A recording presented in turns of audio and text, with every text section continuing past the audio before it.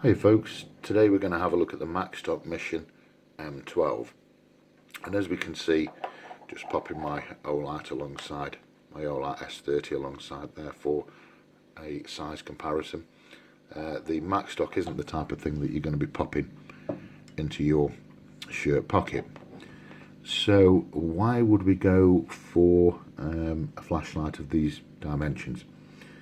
Now, to answer that, flashlight development in terms of reducing the size of a flashlight often entails some type of compromise, and that compromise might be the battery capacity, it may be the heat sinking capabilities, it might be the size or depth of the head. Now this Maxtoch is made with no compromises in that respect.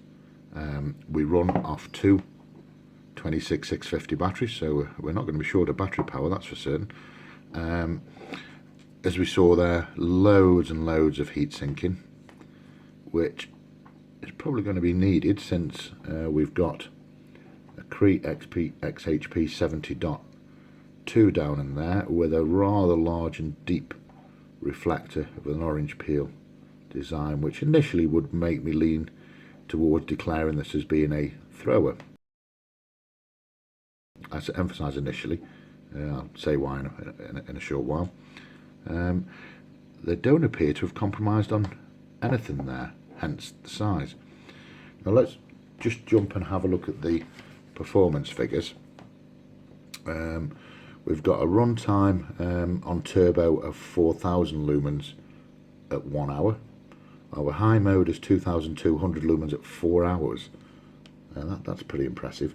Medium 630 lumens for 13 hours 10 minutes. Low 60 lumens for 264 hours. Now, and I mentioned the orange peel reflector, which would initially make people think that this is a flooding light. The throw distance 580 meters, and that's because yes, it is an orange peel type lens, but it's a large lens and it's deep, so this is going to give us a very, very balanced beam. It's not a thrower, it's not a flooder, it's going to do a little bit of both and sit somewhere in the middle. It's impact resistant to 1.5 meters and IPX8 rated. Those are really, really impressive figures, guys, and that's due to its size, the two types of battery, and we noticed there was no step downs there listed on the turbo mode. So it appears as though it's going to hold its turbo mode for the entire duration of the battery. You don't very often come across that when you're running a Cree XHP 70.2, and there's normally some type of step down, and that again is, you know, the reason behind the size, the heat sinking on this, and the ability to absorb and dissipate that heat. I would expect to be impressive, to say the least. Now, in terms of its operation, we've got I'll come to the little red button in a moment. We've got a one click on and a long click to press off. Once the long click on, we can press single and we cycle through all four of its modes: low, medium, high and turbo. Turbo is within the group. We don't need to be pressing anything specific to get to turbo, although we can from any position double click and go straight to turbo, and a long click to switch us off again. The little red button here is instant access to the three blinky modes, which is your strobe, SOS and location, and we can just cycle through those like so. If the torch is on, we can still use the red button to instantly access our three different blinky modes. So the controls are nice and simple, and particularly easy to locate in the dark, and this also acts as a battery indicator as well to warn us when the battery is running low on power. But unless you're going to be wandering around on turbo for 1 hour, the battery times are 4 hours on high at 2200 lumens. So sometimes size does matter. Let's take it out and see what it can do. Hi folks, we're out with the Maxtoch now, starting off on high, and as we can see the light output is extremely impressive, but in actual fact we're not on high, I'm only joking, we're on medium We're on its 600 lumen setting at the moment. It's far brighter to my eye than it is on the camera. The camera's dimming down and adjusting to it. And we're going to run at 13 hours on this level.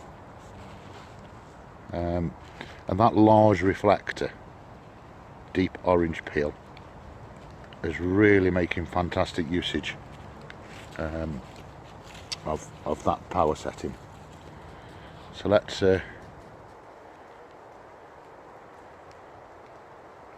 switch him up to high. As we can see now, that's getting pretty impressive. 2200 lumens. It's not a floody beam, it's not a spot beam, it's very, very balanced. At this close range here, it's way too bright. The camera's struggling with that. It's just, when you see that white on the camera there, it's just washing out the camera. And up to turbo. And that central spot is washing out the peripheral vision. This is giving me a really, really nice balanced compromise between a floody and a throwy beam. And we're going to get a full hour on the highest setting turbo at 4000 lumens. So we'll just cycle through them to, first of all, our lowest mode. I think that was 60, wasn't it? So 264 days on that setting.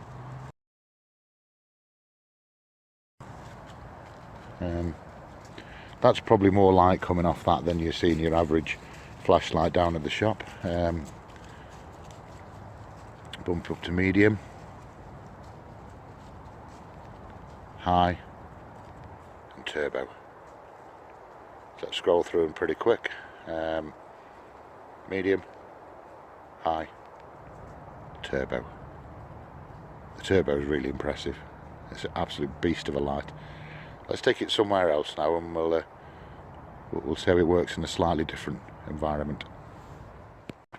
Hey guys, we're about 40 minutes on now. I've kept the Maxtoch on its turbo setting. It hasn't stepped down and it's not running hot at all. Slightly warm, certainly nothing more. And that was one of the main things that I did want to test on it. I mean, the Cree XP 70.2 is a notorious little bugger for getting hot. And this one isn't, due to the size of the head and the way that Maxtoch have designed it. So it's nice to have a torch that will run on turbo without any step down. Increasing the distance somewhat over to the other side of this lake here. We're still on turbo mode. That's about 100 meters away, and although it's got an orange peel reflector, this is producing a very, very balanced and yet still reaching the distance. 100 meters. Let's open up the distance a touch more. I haven't got anything further that we can see, or that, you know, the corner of that lake there. Probably getting out towards 150, perhaps 200, something like that. Haven't got anything that I can show you further than that, but it's reaching that distance very, very well. In fact, it's reaching it a lot better than some of the throwers that I've got. Can't get out to that distance. And as opposed to a thrower, we've got this immensely wide searchlight beam. Absolute beast of a light. And the run times, it certainly looks to be standing up to be the 1 hour. I'm probably about 40-45 minutes in now, and I'm not getting the battery warning yet. And that's on turbo. Just jump over there and I'll just cycle through the modes again. Sorry, I'll get it right this time. There we go, that's medium. So at 100 meters, and what did medium have? A run time of something like 13-16 hours, something like that. The medium is still getting out there and hitting the distance. Phenomenal run times. High, 2200 lumens, and we're going to get, what, 4 hours on that? But the turbo, the turbo is just the amazing one, isn't it? Sometimes when you go to turbo mode on these torches, you don't see a fantastic amount of difference, but you do on this, simply because of the size and the depth of that head. That's really making the most of this Cree LED. In fact, I've got a couple of torches at home with sort of 3 or 4 Cree 70.2s in them that just can't do this. Just an absolute beast of a light. I really, really like it. Bit on the big side, but you can't have everything. And in this case, size does matter. Okay, I'll take these girls home and give them something to eat.